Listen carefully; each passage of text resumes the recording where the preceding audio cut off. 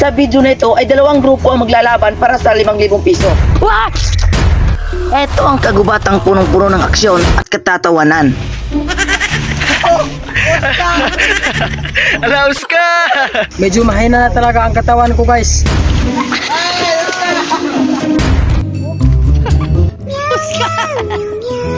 Dito rin natin masusubok ang kanilang galing at diskarte. Hindi ba kaming gumamit ng itak? Pwede kayong gumamit ng itak, pero bawal kayong magdala ng posporo at pagkain. E anong kakainin namin? Gago, problema nyo na yan. Dear mahal, kumusta naman ka? Okay lang ba ka? Ako permega po naghandom sa imuha. O dito guys, nakakita na kami ng pwesto na pwede namin pagtayo ng aming matutulugan. Dito kami gagawa ng kubo ang matutulugan namin dalawa ng aking pinsan. Shout out ka pala sa mga kalaban namin. Wala kang binatbat. Bawat grupo ay may kanya-kanyang diskarte sa paggawa ng kanilang matutulugan. So yun mga kaibigan, no, dahil tapos na natin tong gawa ng ano ba tawag nito? Forma. Hanap na tayo ng pambubong dito. Let's go! Ano? Ay nandiyan mo patong. Bakit ka magbabaya? Kukontra ka na sa mga desisyon ko? Ano gusto mo? Susuko tayong dalawa? Uwal tayo? Gago! Kailangan natin ng bigas. Wala na tayong nakain. Kailangan natin itong challenge na to. So yun guys, nakagawa na kami ng forma ng aming kubo at ang kulang na lang ay bubong. Maghahanap kami ng pwede naming ilagay rito na bubong para hindi kami mabasa sa ulan. Kukuha tayo ng dahon ng saging dahil gagawin Ulan nating naman. bubong. Para pag umulan, di tayo mababasa. Hindi namin alam kung ano yung ginagawa ng Team Oscar. Ang alam ko is kumukuha din sila ng pagkain nila. Ito mga kaibigan, kinakain to. Kanar. So masarap to mga kaibigan. Pero sa hindi pa nakakain ito, comment kayo. Kakainin. Para makasurvive sila sa kagubatan ay kailangan nilang bumuo ng teamwork. Time check mga kaibigan, no. Alas 2 ng hapon mga. Marami silang pwedeng magamit dito sa kagubatan para makasurvive. Lapit na kami matapos mga kaibigan, no. Habang patuloy sila sa paggawa ng kanilang kubo ay may mga pangyayari talaga na hindi inaasahan. So yun guys, malapit nang matapos tong bubong na ginawa namin sa aming kubo. Konting-konti na lang, matapos na kami.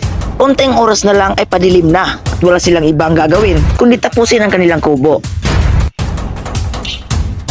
Sobrang dilim na dito sa loob ng kagubatan mga kaibigan. Sa pangalawang araw ay problema na naman ang paghahanap ng pagkain. So yun guys, buti nilang nakahanap kami ng saging dito na natumba. Kukunin natin to at ito ang kakainin natin mamaya. Let's go. So yun guys, hindi namin pinaalam sa kanila, sa mga kalaban namin, na nakakita kami ng sapa rito. Kami lang nakakita nito guys, kasi survival to eh. Hindi kami pwedeng magkampi-kampihan. Kailangan makasurvive ang isa't isa na hindi nagtutulungan. Ang isa pang problema ay kailangan nilang gumawa ng apoy gamit lamang ang kahoy at kawayan. At dahil tag-ulan at basa ang kanilang kahoy, ay wala silang ibang choice kundi kumain ng hilaw. Laban kami sa 5,000. May tubig na dumadaloy dito mga kaibigan. Dito na tayo kukuha ng mainom natin. Dadalhin natin doon sa ating kubo. Para makahanap ng pagkain at tubig ay kailangan nilang suyurin ng buong kagubatan.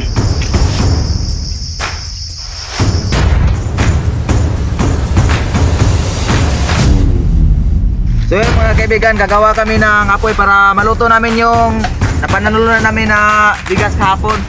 Isa lang ang problema ng bawat grupo, ang paggawa ng apoy. Pero dahil sa pagtutulungan at team effort, walang imposible.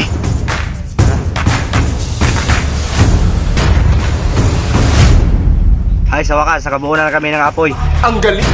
Ang sunod na kailangan nilang hanapin ay ang pagkain. Time check, 5:35 PM na po ng hapon at kumakalam na yung sikmura namin kaya magkakatay kami ng saging.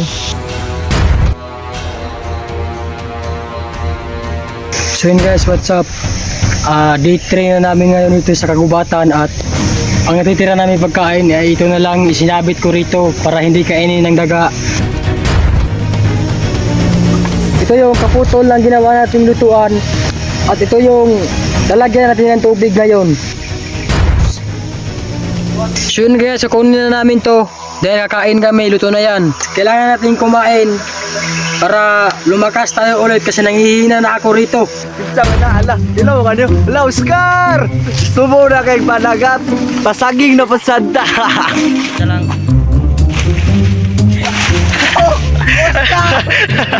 Ala, Oscar! Ayan mga kaibigan, no, dalawang bulik pala yung nakuha nating saging.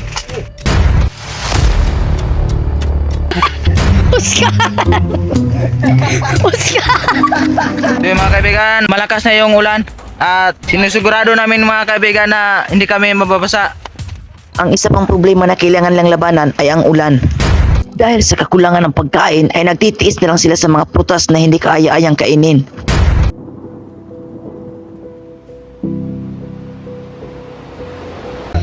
Nagihaw po kami ng Sabi ni Saya na lang god. pamig saging.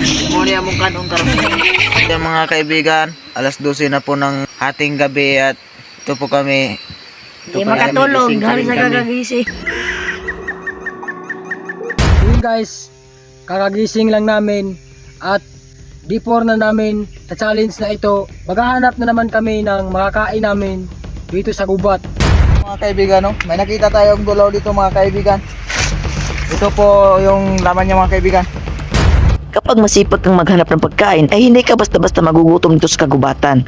Dahil halos ng prutas at pagkain ay dito mo makikita.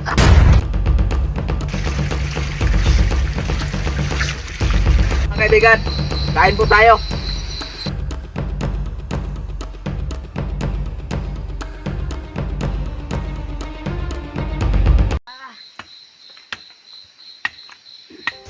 So yun guys, napakasakit isipin na hanggang dito na lang ang makakaya namin. Grabe na ang pagod namin guys at napakarami na rin naming sugat. Napag-isisyon na namin dalawa na uuwi na lang kami kasi kahit anong gawin namin, hindi namin mapasuko yung mga kalaban namin. Kaya susuko na lang kami.